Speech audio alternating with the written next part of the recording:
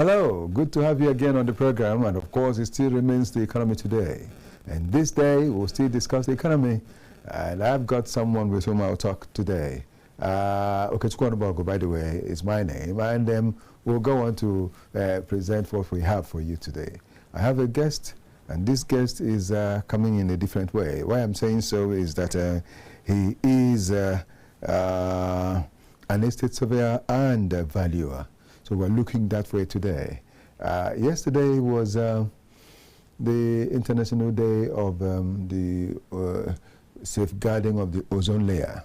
And I will want to find out from him what happens most of the time about this ozone layer, buildings and all that. He should know about it. Though, yes, he is an estate surveyor and valuer, but they are the ones that will check all that has to do with estates and areas where you can build and all that. But we'll talk about that. And then we'll still take our normal things that we do on this program, because we have our news beats. We also have from the business news. And so we'll take all of that and we'll come on with the program. My guest again is Samuel. Samuel is Samuel Tokwe Adejumo. Okay, let me just say, you get to meet Samuel after the thing that will come up now. And what we'll have that will come up is, first of all, our news beat. Then after the news beat, we'll return and talk.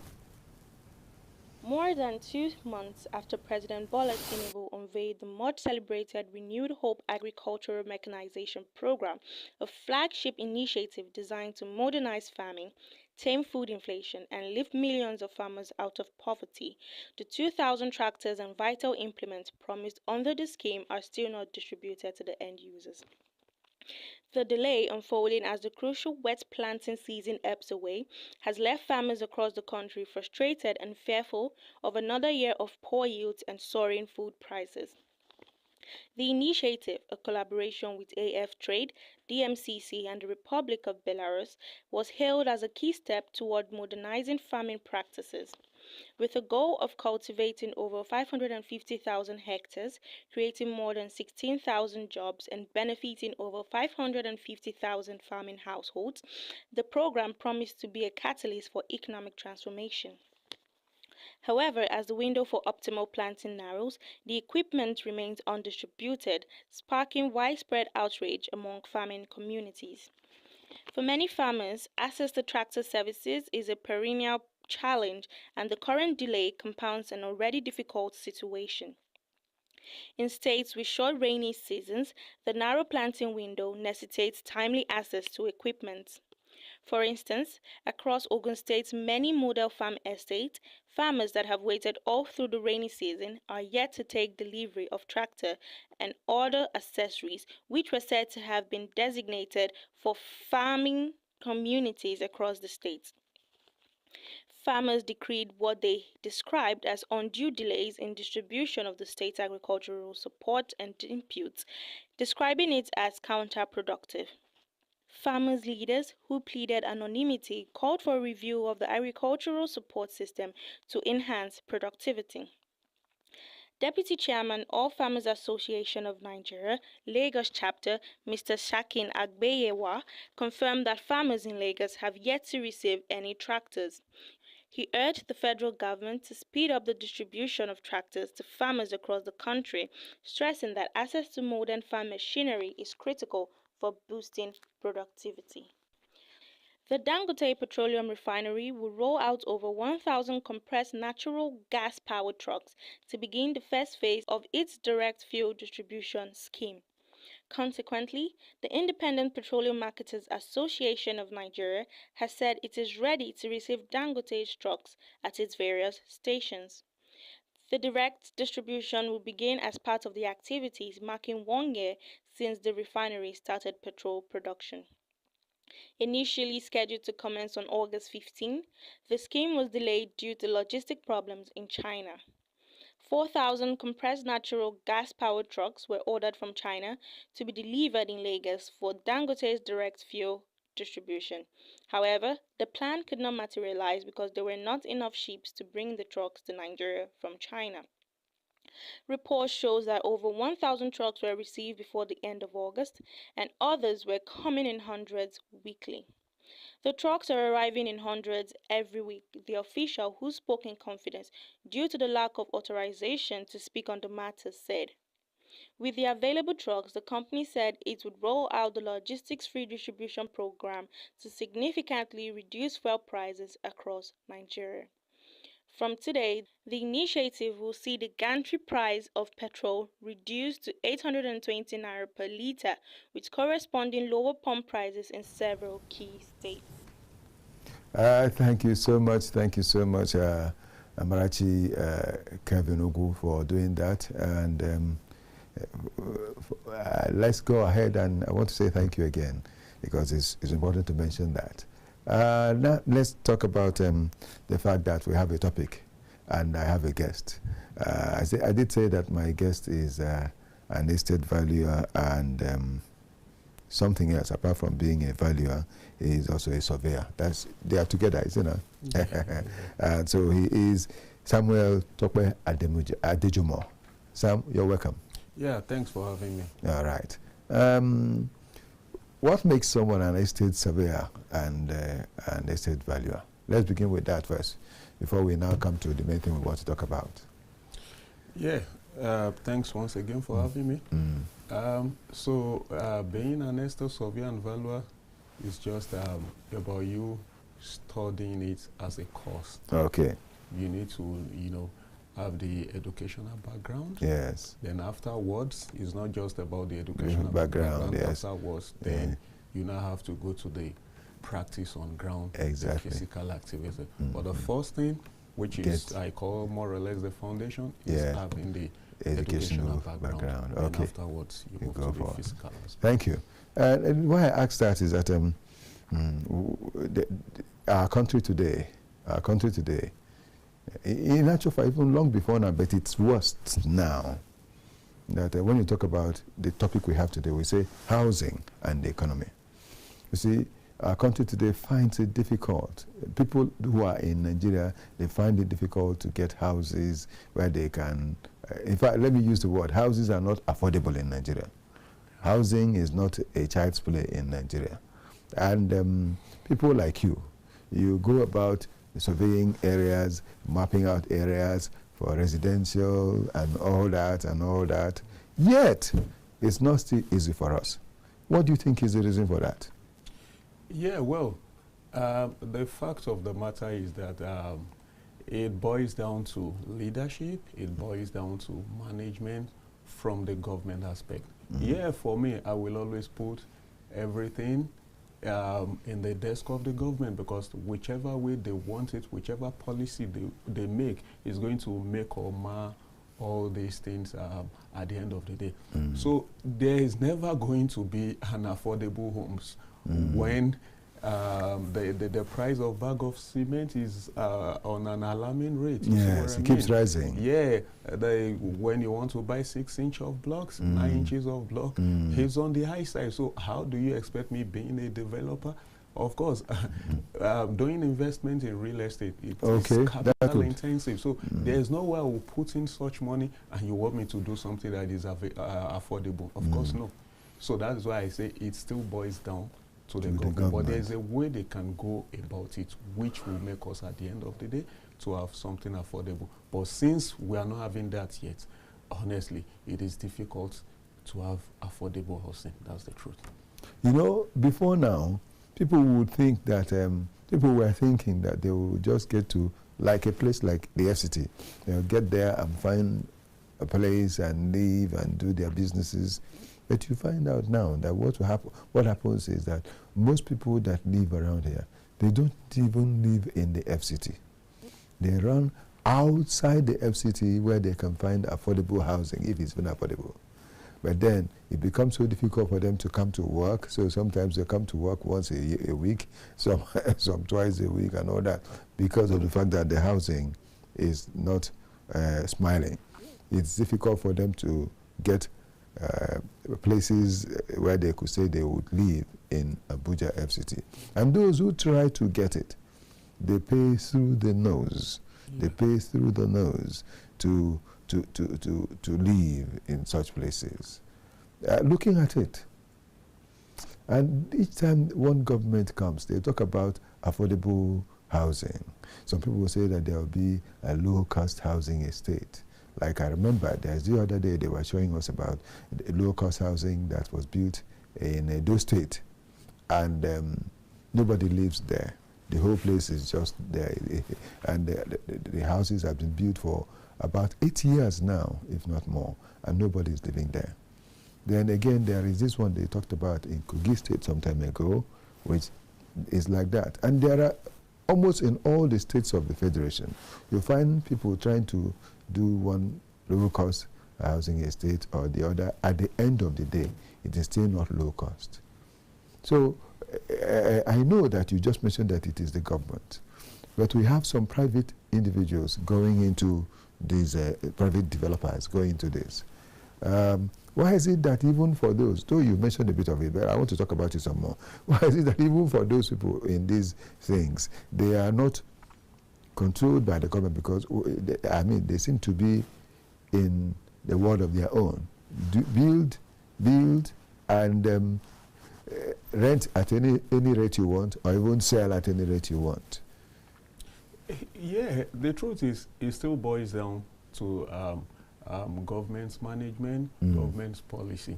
Because governments, as it is today, the private developers, let's be honest with ourselves, they are really doing a whole lot, trying to, you know, make alternative from what the government ought to be doing.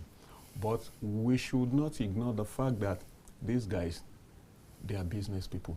Yes. So the first thing for them, they are profit-oriented. This is business. They want to make profit at the end of the day. Yes. So there is no way they will put money in real estate investment that they won't want to recoup at the end of the year, because if they are not making money, they won't even be in it in the first place. So, but there's a way government can regulate this stuff. So to even, you know, like bring the price down a bit and see how they can work out things. But unfortunately, since the government is not doing that, that is why they are always aboard, you know. They always want to do it whichever way that they feel is good for them. Because even the guys, they are going through a lot. Yes. There are some of them that, you know, they sell off-plan properties. Yes. They might market for XYZ amount. That, okay, pay instrumentally for 12, 18 months. After taking deposit from some persons, after 3 months, the price is not the same. Yes. And you going back to the people that, oh, look at what is happening. Some of them might say, no, this is what you told me. So both of them, none of them is wrong. Because this guy is coming that, no, this is what I told you, yes, I know, but this price of this is no longer the same. The other guy over there will say, no, this is what you told me and we agree. So it's like a problem at the end of the day. So you just see them and it's not being regularized, it's not being regulated. So they will just have to do something just to survive. And I kid you not, most of them, they are on loan. These developers you see there, they are on loan. And you know, so every day they need to pay interest and all of that. So how do you expect them to give you affordable homes? Honestly, it's really, really difficult. But what I think is not about just to talk the ill side of the, we need to provide solution as well. Yes. So what the government needs to do is, there's a way, land management, they yes, need to just regularize a minute. it. I will let you give us a bit of that and more. But before you do that, we'll get back and take the news, you know, business news. Then we'll return, because we just finished with the news bit. But the news itself, let's take it. Then we'll return and continue with this side of the story. Yes. Nigeria's agricultural import bill has surged to a staggering 2.22 trillion naira in the first half of the 2025, sparking outrage among local farmers, rice millers and stakeholders. Reacting, stakeholders say the spike in food imports undermines local production efforts and worsens food insecurity across the country. The criticism intensified following President Bola Tinubu's recent directive to reduce food prices nationwide. The president reportedly tasked a Federal Executive Council committee with crashing food prices further. Minister of State for Agriculture, Sabi Abdullahi, confirmed the directive during a workshop in Abuja adding that the government aims to ensure safe and efficient food transport nationwide. However, farmers and millers argue that such pronouncements lack a real impact without addressing structural issues like poor planning, logistics, and local production support. The Nigeria Customs Service has launched a new digital initiative aimed at transforming port operations and reducing congestion at Apapa Port. The new overtime e-clearance system is an automated platform designed to streamline cargo management and address a 15-year backlog of abandoned containers. The Customs Service made the announcement via its official X handle. Comptroller General of Customs, Adewale Adeniyi, unveiled the system during a sensitization exercise in Lagos. During the unveiling, he said the platform allows co-signees to submit and track applications remotely, reducing manual processes and the need for repeated office visits. Adeniyi, however, warned that deliberate abandonment of cargo to evade duties will now attract tougher penalties, with intelligence units monitoring compliance. According to reports, this week, Customs will hold further engagement sessions with terminal operators, shipping lines, and key stakeholders before expanding to other commands nationwide. A major step, Customs says, toward decongesting ports and promoting transparency. The Nigerian naira strengthened against the US dollar, closing below the 1,500 naira to a US dollar threshold for the first time in over 6 months. According to data from the Central Bank of Nigeria, CBN, the naira closed at 1,497.46 naira to a US dollar, reflecting a 0.27% gain from its previous close of 1,501.49 naira to a US dollar. This marks the first time the currency has traded below 1,500 naira to a US dollar in the official market since the period between February 24th and March 4th, 2025. The appreciation follows a week of sustained pressure around the 1,500 naira to a US dollar level, with the naira posting intra-day lows just above the mark. According to research, however, in the parallel market, the naira also gained ground, appreciating by 0.33% to 1,535 naira to a US dollar. Thank you so much, and that's talking about from the news. We're still on the program, and it still remains the economy today. We have a topic that we're handling today, and that is housing and the economy.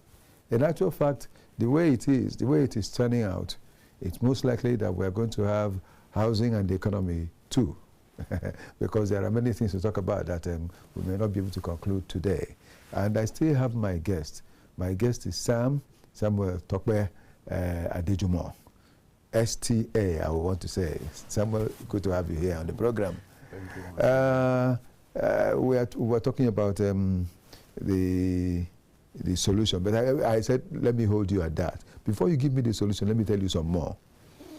I know of Anambra State, that in Anambra State, there are up to about 180, really, not even 40, about 180 housing estates all over the state, and if not 200.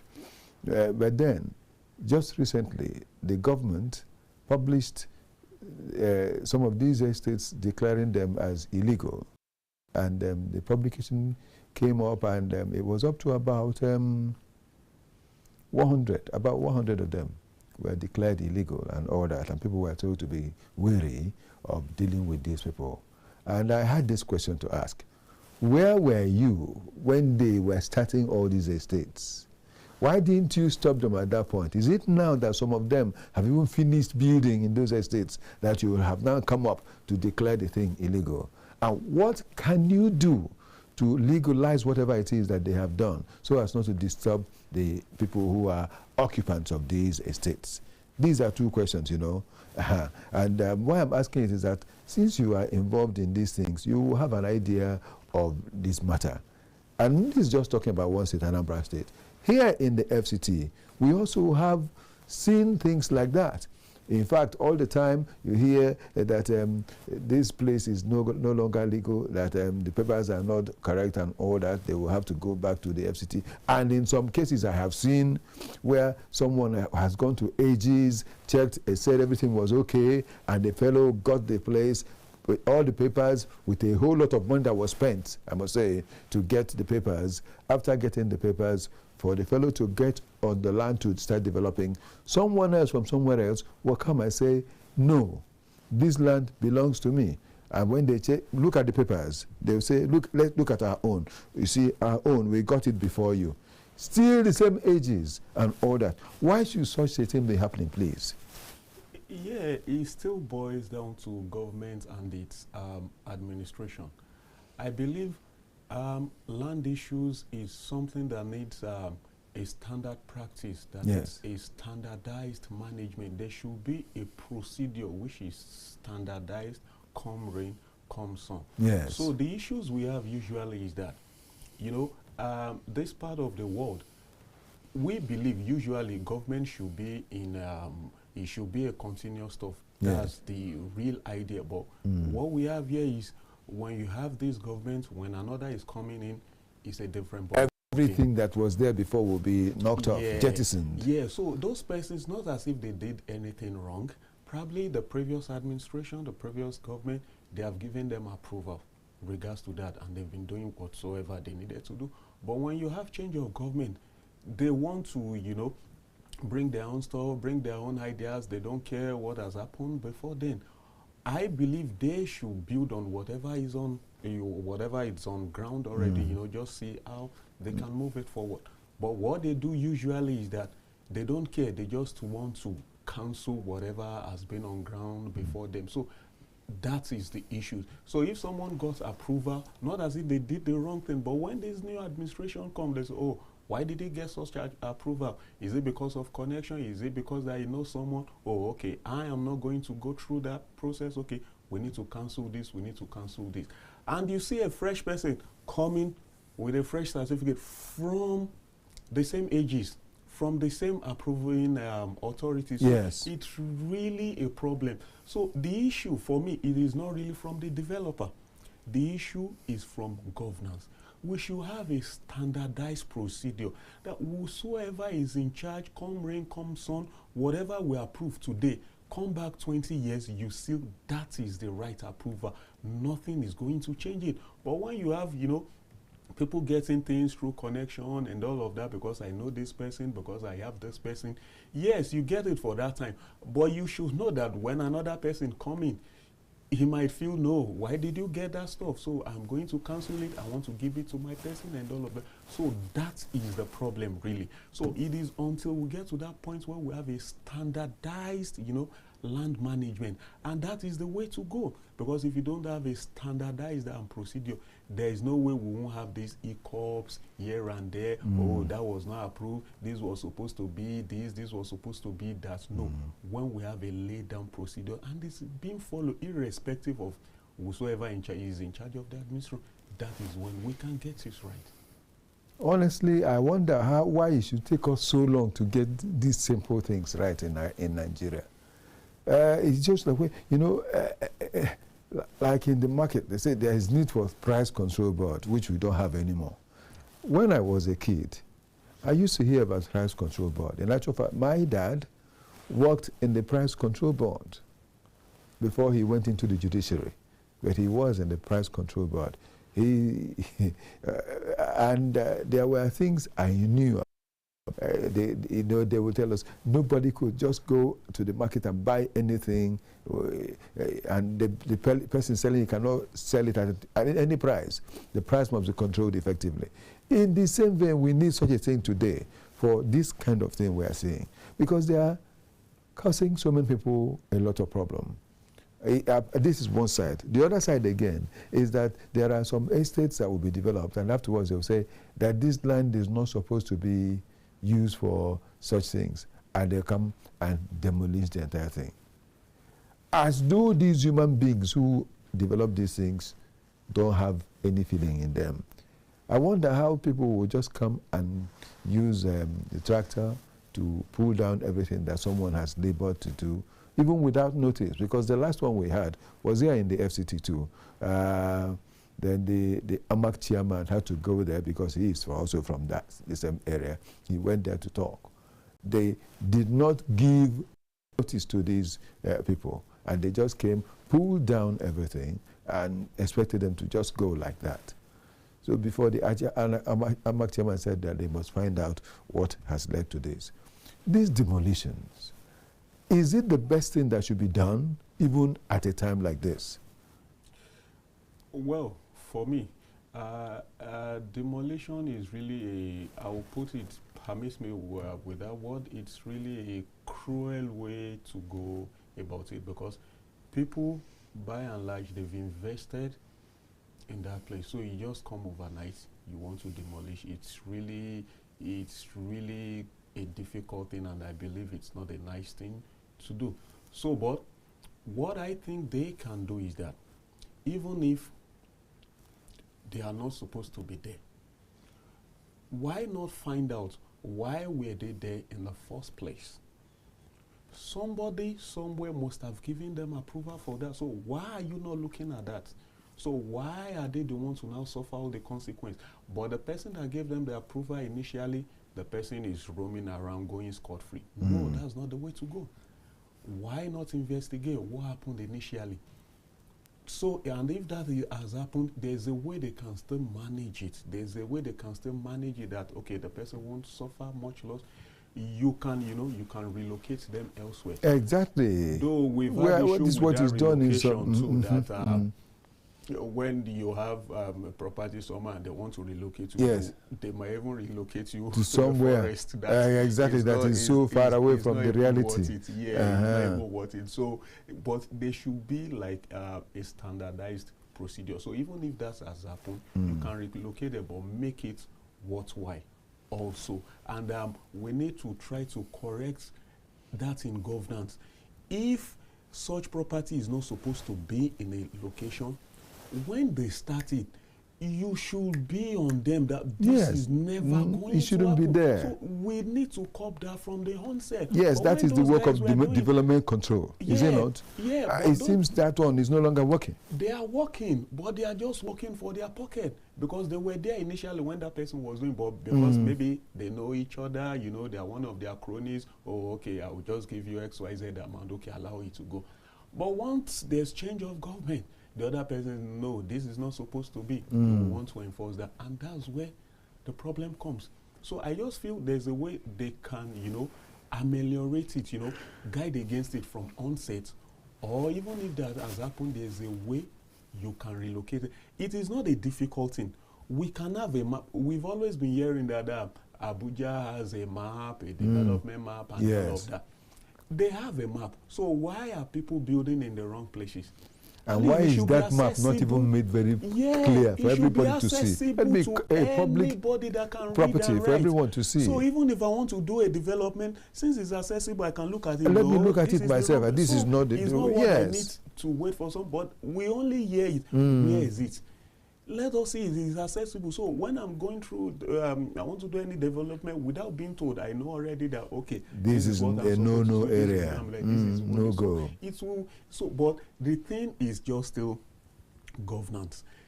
It's because of the corruption here and there, because of what they are going to get. That is why they are not making those things accessible, just to, get from people and all of it. But for me, it is not a nice thing to do. We need to have a sane community. We need to have a good environment, where everybody can live, and we can, make the best out of the environment itself. You are an estate valuer and surveyor, is that right? Yeah. There are areas in the past that used to be tracks for the cattle deep inside the forest, and the people would never go building around there because that would be the track for the cattle to pass. That is outside, at the backside of the city. You see them, they'll be passing. That's what it used to be. But I don't know whether these tracks or routes, if you like, routes for the cattle to be moved, for the rearers of the cattle, is still, whether they are still there. And if they are still there, then there's no reason for them to be seen the way we see them everywhere in the city today. Because even here in Katampe Extension, we still see them on the major road, and they still pass through the expressway. And the cattle and the railroads will be the ones that will cause traffic jam, stop, for them to finish what they are doing and pass. And we wonder, do you see such things in cities? Do we need to see such things in such a place as the Federal Capital Territory? You know, so do we still have those tracks that are supposed to be at the back, far inside the back, towards the forest, where they will pass without coming to where people will see them? And now that they are coming in, you know what they are doing? They are eating up the crops that people have planted, eating up flowers. You know, some of these flowers, these ornamental flowers, are very expensive. Yeah. You know, and they just walk and eat the thing and keep going, like the ones on this street. You know, this is major street here. So you see that some of them, by the time they finish, they would have eaten up to tens of thousands of naira, millions in actual fact, of the ornamental trees that have been planted, and nobody's saying anything about it. Do we still have such things? Yeah, for me, even what they were doing before now, they probably having a track for them to go about, to wander about, you know. For me, it's even a wrong approach in the first place. The best way to go is to have a ranch in every location. Because the truth is, even this location where few years back, it was in a bush. Yes. But development has come to it. So whatever place they've marked for them, at some point it will still, development will still get there, and it will turn to a city. So there's never a time they will have such place till eternity. So the best way is to have a particular location for ranching. That is the best thing. That is the best thing to do, so that you have a centralized location so they can, you know, take care of their cattle and all of that. But if you want to keep giving them a particular place when they can roam about, that same place, wherever you are today, was once a village. Yes. Even the Transcorp thing we have in the 70s. Yes. In the 80s, it's what, the thick forest. Yeah, so imagine that was where they marked for them. But today, you can't. So that is why we find them coming in the city. So the best thing is to have a ranch. There's no point for them roaming about and all of that. Have a ranch. And I think even the cattle, they will even do way better. Yes, they'll be healthier. They will be healthy. So we know that's their location, and nothing is going to disrupt that. Okay, we are still here, and we're still discussing housing and the economy. And looking at the way we've seen it, there are houses built everywhere. Like in Abuja, there are many buildings, many. Go to Metama, you see so many of them built, but there is nobody there because of the fact that there is, the cost to get any of those houses is on the very high side and all that. I want to ask, apart from Metama, even in Asokoro and some other areas, you still see there are these new estates that are being constructed in the barrack side, where you see them, and even opposite the other side of on your way towards Nyanya, you see a lot of that, and they are still constructing. There are many that are left, even in Guzape, many that are left and nobody is in them. Even when you get to Dawaki, there are still some other areas you find there. It's still like that. So it's all over the FCT. What can be done to make it easy for people to habit in those houses, those buildings? Yeah, I think the problem regards to that is there's something I call fake money in the economy. Okay. When I say fake money, I don't mean fake currency. What I mean by that is the money going in circulation in Nigeria, it is fake. Fake in the sense that it is because of corrupt practices. Those people that are building those stuff, they don't care about profit. They are not doing that because of investment. Yes. It's because they have a fake money with them. They are looking at ways to hide it. Okay. So they don't care. Even if in 20 years, 30 years, it doesn't matter. No, it doesn't matter. It is because of a fake. But if it is my hard-earned money, or I've gotten loans somewhere, when I know I have to pay back, I have commitment, do you think I will put such an investment and be 10 years, 20 years, I don't care. So it boils down to the corruption practice in our country. It's so sad, but that is the truth. Yeah, that's the truth. Maitamas, they are so corrupt. Investigation has revealed that most persons owning properties in Maitama, they are civil servants. How much is the salary of a civil servant? To own such a big property. Do you know what it costs to even get a land in there. Maitama? Not to talk of property. But investigation has shown that majority of the properties in the Asokoros, in the Maitama, is owned by civil servants. So when you have such fake money moving around, and that is the problem I have with property value in Abuja. I kid you not. Property value in Abuja. I am an estate surveyor and valuer. I value property. But I need to be honest here. The value of properties in Abuja, it is not real. It is fake. It is because of that fake money going around. That is why, that is what is bringing about that value. So you see, the money is just in circulation in just a fixed sector. And that sector too is because of the fake money that is inherited. But that is not the real value. That is why you have property. Even if you want to rent, if you want to buy land, if you want to buy property, it's on the high side.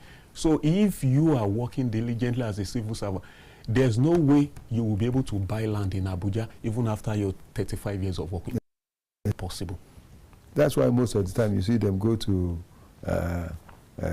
end part of towards the end part of it, that's going towards Bogalape, going towards Asosi.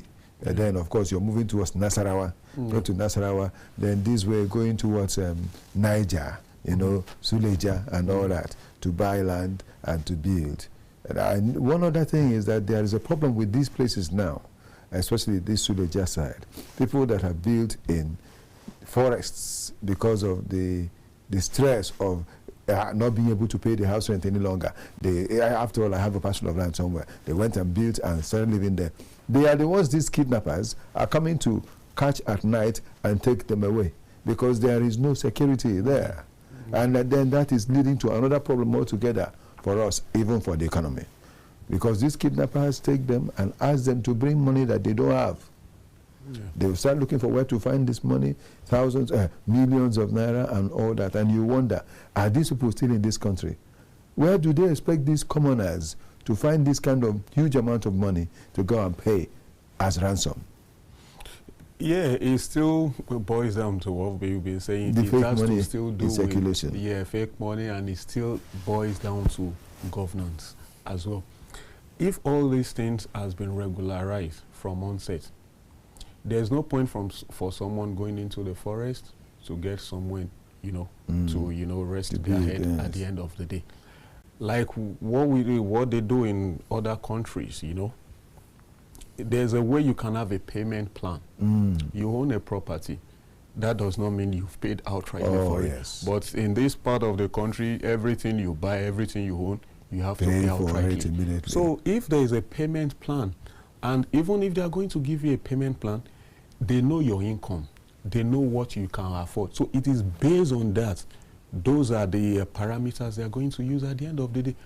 How much are you earning? What are your expenditure every month? There's an antecedent. So they see that, okay, this is your expenditure, this is what you earn. It is based on that. They will give you something that they know that you can pay conveniently for a couple of years. So if anyone has such leverage, do you think they will have to go somewhere else to the forest? They will come, they will stay around and get it. So that is why you can see that if you go to other countries, even a cleaner has somewhere not a disrespect to cleaners. Of course, we do understand. But cleaners, you do odd jobs, but you can still get a car, you can still buy a house, because you are not paying outrightly. It's so convenient that it is based on what you earn. That is what they are going to have. Okay, let's have this payment plan for you. So you can be there 10, 20 years and you are still paying for that stuff. It's just as good as you paying rent somewhere else. Because even if you are not buying that property, you'll be somewhere, you'll be paying rent. So it's not like, okay, you have the property, be paying the rent, just so to speak. Until you conclude it and get to have it as your own. Yeah, so that's a good leverage. So if you have such advantage, there's no way you will be thinking, of you going to the forest. But so it's because they don't have that alternative. That is why they are looking at that, because they just need to survive. That's the truth. They just need to survive.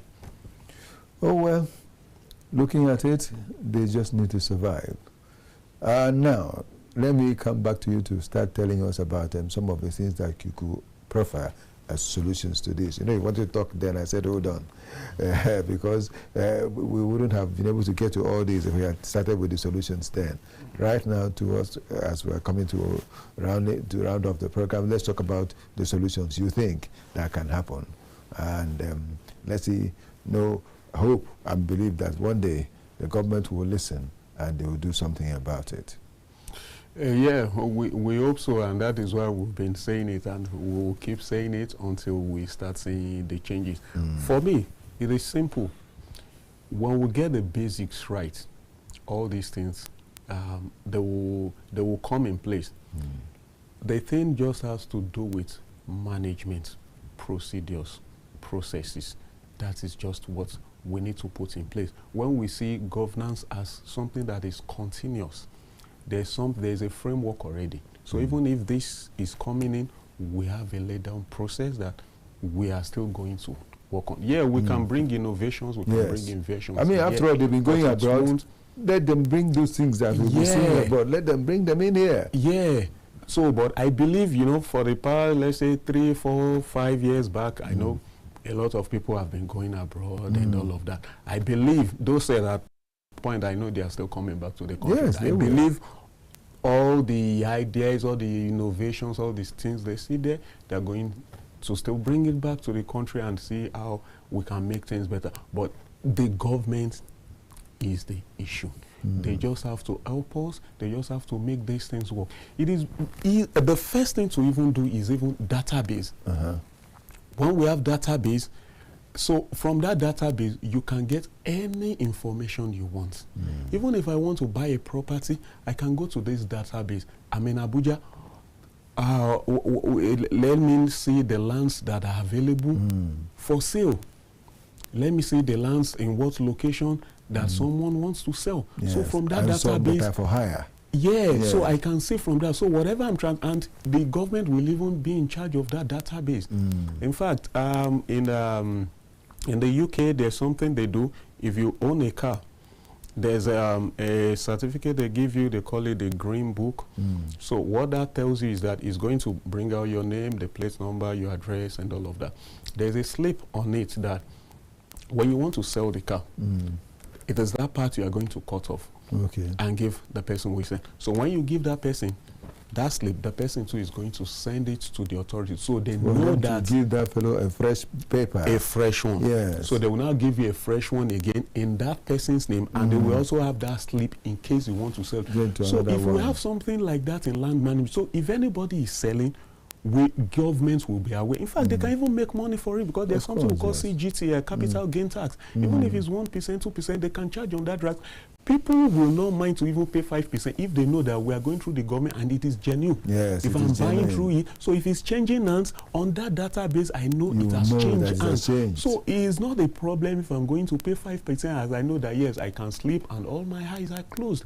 So we have to have all these things centralized, and that is the essence of technology.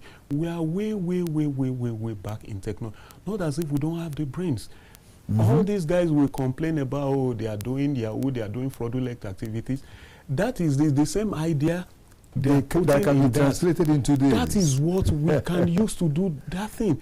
Because it's a lot to have that database, but we have the brain, to do all that and to manage it effectively. So if I'm selling my property, if I'm buying, I know there's a database I can go through. And even if I'm buying too, you give me the slip, I can chat it, I can get it. I know, yes, this is the person that is selling to me. In fact, the antecedents of that property, I will see it on the database. And so all these things will even, be free. We don't have issues here and there. And also, government just needs to come in, take charge of this thing. We need to live a society that is free of corruption. We just have to start doing things right, employ people that, they can manage all this. We can achieve all these things. I give kudos to the Minister of immigration. Okay. No, I think immigration is under it. Okay, Minister of Interior. Interior, yeah, Okay. yeah. I know immigration, prisons, and police is under Interior. The man has been doing a lot. Yes. And when I read about the man, he's an IT expert. You see? He's an IT expert, so he's bringing a lot. Even I got to the airport like 2 days ago. It's not what we used to have back then. So we, not that we don't have these people, but when you have an environment that will not allow you to excel, when it's not going to make you to, you know, put what you know on ground. Yeah. It is just because I know this person, I know this person. Of course, they will look for alternative. Yes. So we just have to look in what, utilize what we have got. Honestly, all these other countries that we feel they are way above Nigeria, if we get things right in Nigeria, honestly, they will even be the one learning from this country. That's correct. We have everything. A lot to It's give. just that management, that is the problem. It's just like even when you have a family, if you cannot manage your family very well, it will look as if the family is bad. But the family that is doing better than your family, it is because of that management. That's just it. So we just want to see government, they should just help whosoever is there. At least there's a lot we can do just to make things work. You won't see anybody going to Europe, going to what are they going? Most of them, even if you ask them, they're even complaining over there. Because life is not that smooth. Yeah, but they will just prefer it yeah. when they think of the security, when they think of the health, when they think of bad roads, you know, infrastructure, all and of think that. of order. Yeah, Because so there they will is just no prefer. order. That's it. For any economy to strive, the foundation of it is infrastructure. In fact, we should be talking of steady power supply. If I own a man that don't have steady power supply, of course, I will look for alternative. But it will be at an expense. It will very be expensive. So how do you want whatever? Will come onto the head of the consumer. How do you want me to now produce that biscuit at an affordable rate? Just like what is happening in real estate. Do you know how much I'm going to pay to buy diesel? So all those things, yeah, fine. The new government, they've removed subsidy. But in everywhere in the world, even if they don't subsidize petrol, there are other things they subsidize. You can subsidize energy, you can subsidize food, you can subsidize transportation. Yes. Because imagine what's the minimum wage? Somebody that is earning that, how much are you going to transport at the end of the day? How much are you going to use to feed? Even if you have just one kid. Yes. How are you going to survive on that? It's a difficult thing. You will still pay rent, you will still, pay transportation. You earn any minimum wage. Of course, you can't live in Abuja. Yeah, you of course, you have to be far away. And then the transport also begins to take a toll on you. So how do you expect them not to, want to slide into corruption? Yeah, when you get to the airport, have in your bag is, sir, please, what do you have for us? What do you have for us? I don't really blame them. It's just because, they need to earn something that they should know, okay, this is my job and this is what I'm doing. So I'm not going to start looking at, what can I get? What are they going to give me? So it all boils down to government. They need to, where they are thinking, management, that's just the main thing. Management. Without management, we have everything in place. Okay. That's just the way to look at. Let me ask this last question. We have the Federal Mortgage Bank. Yeah. We have had it all the while. It's still there, but it doesn't have much impact it's making any longer. And there is this other federal savings loan, something like that. Also, that helps people to build houses and all that. But I don't know how many people we can say that can come out now and say, yes, it is through the money of these mortgage banks and mortgage loans that I got, that I built my house. If this thing is not working, why not get it scrapped? I think a few years ago, I did a research on the federal mortgage banks. The truth is, those guys, they still give loans, but they give it to selected few. That is the problem. And some of the people they even give that loans to, they don't even use it for the reason why they have got it for. But if we say this is a federal mortgage bank, whatever you get should go on property. But because of the corrupt system and all of that, people they just see it as a way of cashing out. They don't even pay back. So all this still boils down to management. when we say this is X, it should be X. When we say this is Y, it should be Y. So that is why we feel maybe any other country, they are doing way better, because there are procedures, there are rules. You just have to do this to get this. You just have to do that to get that. So there's no two-way around it. So the mortgage bank, they still need to, you know, work regards to.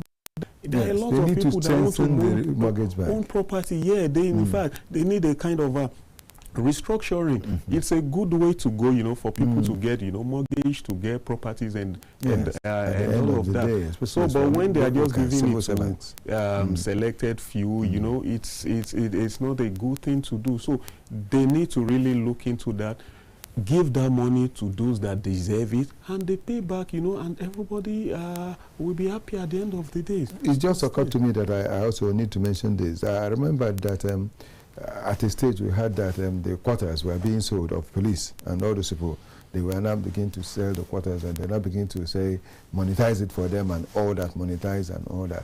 You know, it would be so bad if it gets to that level that those in the military, not military, but in the police force, in the police, that at the end of the day, a policeman will leave at Nyanya because that's where he could get a house, and then he will be going to work at Metama, for instance, or Gwarimpa, for instance, and you expect him to come and do the work there, and afterwards he will return home.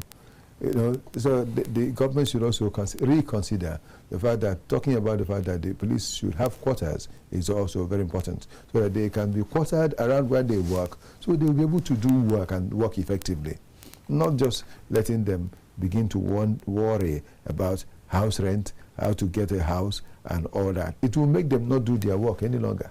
So let the government also think about that. And I want to advise that rejigged, made better, made to work more effectively, so that everybody will feel it. The people will feel the work of such places. I want to say thank you so much, Sam, for coming today. It's been a pleasure. Sam Adejumo, thank you so much for coming. It's been a pleasure to have you on the program, Tayo. And we'll say that it's not done yet. We will still want to invite you again. We will still ask you to come when next we want to conclude this discussion with someone else that will also be with you. So we'll give it more bite so as to ensure that there is something meaningful coming out of it. Thank you so much. Do come again when we call you, please. I hope you will come. Yeah. That's okay. It's always a pleasure. All right. Thank you so much. And dear viewer, this is where we'll also be packing up for today what we have had on the program, The Economy Today. I didn't work alone. I expect to see the names of people with whom I've worked, and okay, and that's where it is going, because I'll be signing off eventually. I want to say thank you for being there. I have worked with many people who are here, and a lot more people who have done things. And well, I must say that the fellow that did the voiceover for me is not Chinanyani. I want to say it is Gabriela Kelvin Ogu Amarachi. Thank you so much for being part of it. Let me not also forget to say very special thanks to my assistant who works with me most of the time. I'm talking about Esther Abraham. And to all that has done their work here, you've seen their names. This is Okechukwu Onobogo. I want to say that it is good to have had you, and I hope that there are certain things you have picked from this program that has made a difference. Until we come to meet again or to talk about this again, I want to say, may the best happen to us all the time.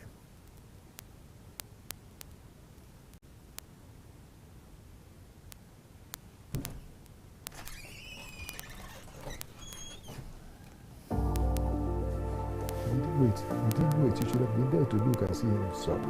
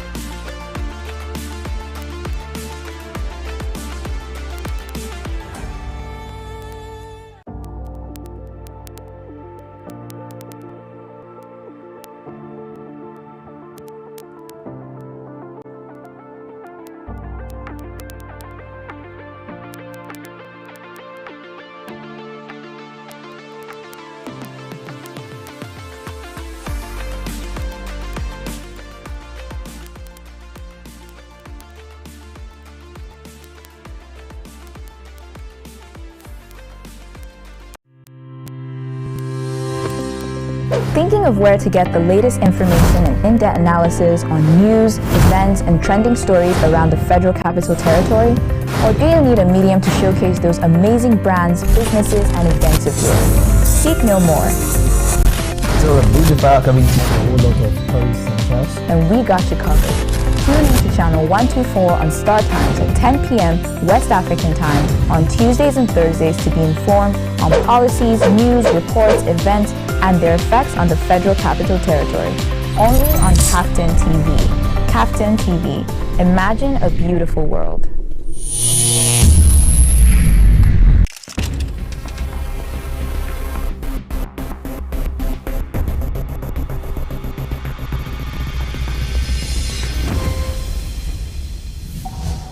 In the beginning, God created a beautiful world. 3, 2, 1. Action. And that's why, at KAFTAN Television, we imagine a beautiful world.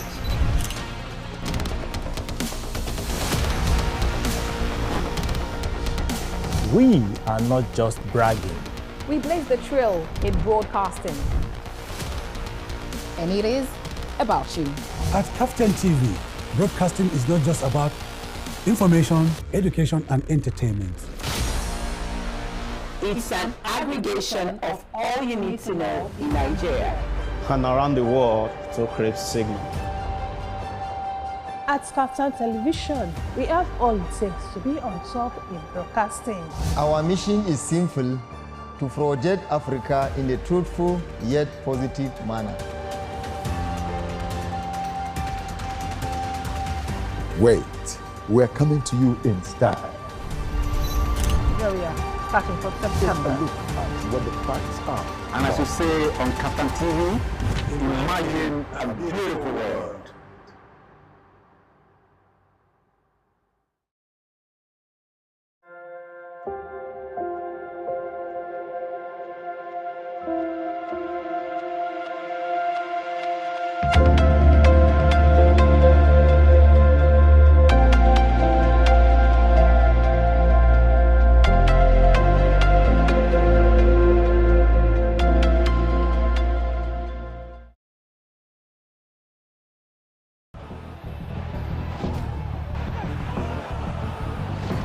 Intense analysis.